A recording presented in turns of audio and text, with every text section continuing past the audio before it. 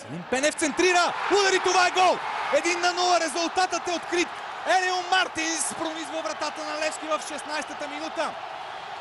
Грешка в синята отбрана. На пръв поглед безобидна ситуация от тъч, но пропуск при центрирането, не беше покрит. Елио Мартинс получи свободно пространство португалеца и насочи топката във вратата на Левски. Сега става интересно. 1-0 за Берое. В 16-та минута старозагорци повеждат в резултата.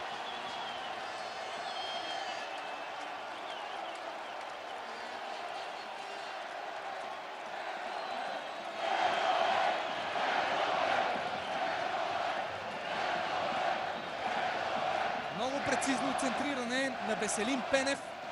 Прекрасен пас на левия бек. Топката попадна точно между Ромейн Ели и Даниел Димов, там където беше пласиран Елио Мартинс.